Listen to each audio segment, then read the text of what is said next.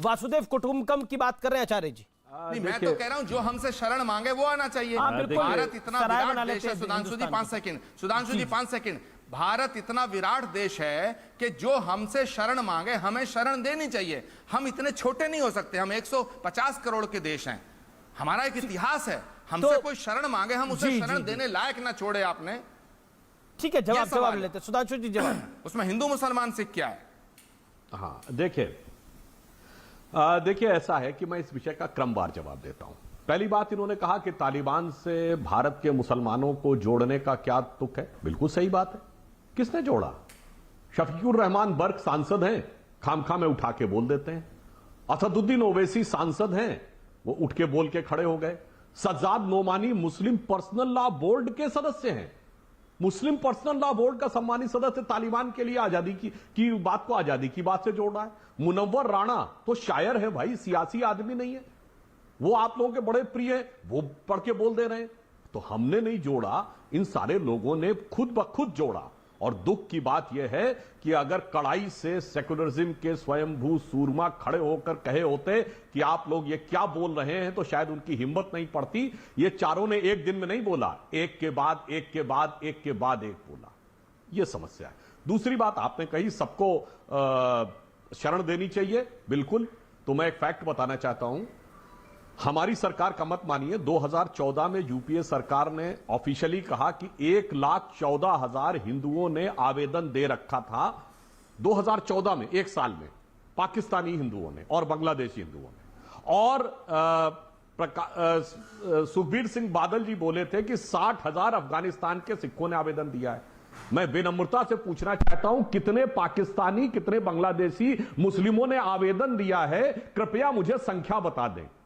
आवेदन दिया जिन्होंने, उनकी बाकायदा स्क्रूटनी हुई और 500 से अधिक लोगों को नागरिकता दी गई है, जिसमें वहां के एक बड़े प्रसिद्ध गायक भी थे। थोड़ी सी तो लिफ्ट करा दे, उन्होंने कहा लिफ्ट करा दो, करा भी दिया।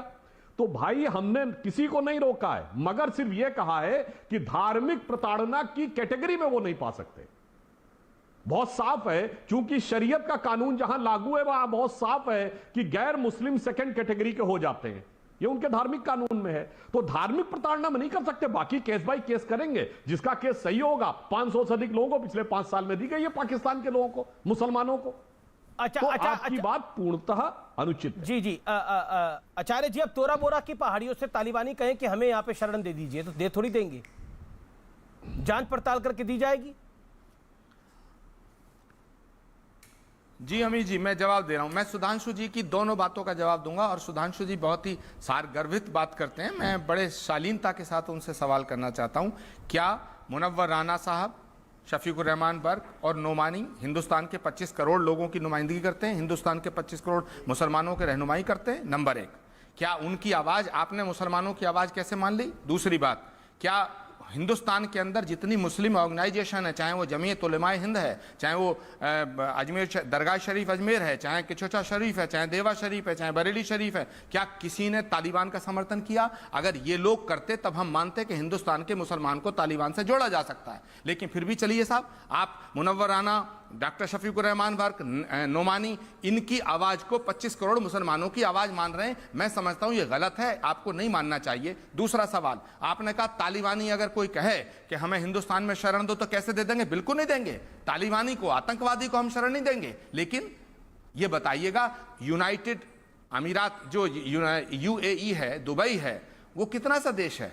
या वो तो मैं समझता हूं देश में भी बहुत छोटा सा एक हिस्सा है। लेकिन जब अफगानिस्तान का राष्ट्रपति दुखी होकर के वहां गया तो उन्होंने शरण दी।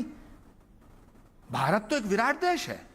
मैं तालिबानियों को शरण के खिलाफ हूं, लेकिन मैं शरणार्थियों को शरण देने के पक्ष में हूं, चाहे वो कोई भी हो। मानवता ये सिखाती है, हमारा धर्म सिखाता है, हमारे शास्त्र सिखाते हैं, हमारा ग्रंथ सिखाता है, उपनिषद सिखाते हैं, वेद सिखाते हैं, गीता सिखाती है, रामायण सिखाती है कि अगर कोई आपसे शरण मांगे, शरण मांगने वाले को शरण देना चाहिए। उसकी जाति, उसका धर्म, उसकी भाषा, उसका क्षेत्र नहीं सोचना चाहिए। वो मानव है। मनुष्य को अगर शरण देके उसका जीवन बचता है तो उसको बचाया जाना चाहिए। लेकिन आपने ये क्या किया? आप तो भेदभाव कर रहे हैं, आप भारत को छोटा कर रहे हैं। मैं कहना चाहता हूं, आप कर लो जितना हिंदू मुसलमान करना चाहते हो, कर लो, एक बार करके निपटो। तालिबान जितना अफगानिस्तान में नहीं चल रहा, जितना हिंदुस्तान में चल रहा, चलाओ। जीत लो 2022 का चुनाव, नो इशू, कोई फर्क नहीं पड़ रहा। मैं कहना चाहता हूं खुदा के वास्ते, परमात्मा के वास्ते, परमात्मा भगवान के वास्ते, अब ये हिंदू मुसलमान करना बंद करो। और अमीश देवगन, आप चैनल वालों से मैं निवेदन करना चाहता हूं, इस देश की फिक्र करो। ये देश कहां जा रहा है, इसकी फिक्र करो। बिल्कुल आपकी सही बात है कि ये देश कहां जा रहा है। जब महबूबा मुफ्ती कहती है कि अगर हमें आराम से नहीं दिया, मैं सुधांशु आपको मौका दे रहा हूं, अगर हमें आराम से नहीं दिया गया कश्मीर, तो हमें पता है हमें लेना कैसे है। बिल्कुल देश ये कहा जा रहा है। इस देश की एक पॉलिटिकल पार्टी अगर बोले कि देखिए, पॉलिटिकल पार्टी के सांसद अगर ये बोले शफीकुर रहमान बर्क, और उसको कोई कंडेम ना करे उस पार्टी का नेता, तो सवाल खड़े होते हैं। इस पार्टी के अंदर आपकी पार्टी के नेता, आपकी पंजाब यूनिट के चीफ एडवाइजर बोले इस बात को कि भारत की कश्मीर जो है वो भारत का भाग ही नहीं है, तो फर्क पड़ता है देश के अंदर। सवाल तो खड़ा होता है आचार्य जी, देश का जा रहा है। मैं सब विषयों के ऊपर आऊंगा। ये सोचने की कांग्रेस पार्टी को भी आवश्यकता है कि कांग्रेस देश को कहां लेके जाना चाह रही है।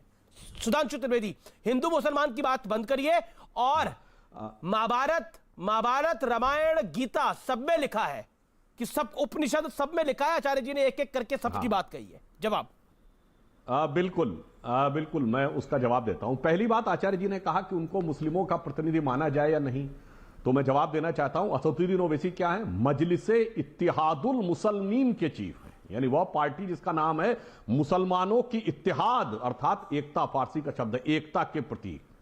और सज्जाद नोमानी तो मुस्लिम पर्सनल लॉ बोर्ड के सदस्य हैं। अब पूरी विनम्रता से कहता हूं, उनसे ज्यादा अथॉरिटी मुस्लिम्स के बारे में बोलने की ना आचार्य जी के पास है ना अतीकुर रहमान के पास, क्योंकि मुस्लिम पर्सनल लॉ बोर्ड के सदस्य हैं। और अगर उनमें से कोई था, मुस्लिम पर्सनल लॉ बोर्ड के 4 सदस्य कहते बिल्कुल गलत कहा इन्होंने, हम नहीं मानने को तैयार। शफीकुर रहमान बर्क की पार्टी में अखिलेश यादव कहते इन्होंने गलत बोला, कोई तो बोला नहीं, सब तो अपने मुंह में दही जमा के बैठ गए। और जो बोल रहे कहते हैं कि साहब इसको माना ना जाए, तो भाई ये ना माना जाए इसका क्या अर्थ है? दूसरी बात, आपने कहा कि हम कौन विभाजित कर रहे हैं, ये बताइए। अप्रैल 2012 में तरुण गोगोई जी की कांग्रेस की गवर्नमेंट ने प्रस्ताव पारित करके केंद्र में क्या भेजा कि बांग्लादेश से आने वाले हिंदू और बौद्ध, केवल 2 का नाम लिखा है, इनको हम लोगों को नागरिकता देनी चाहिए।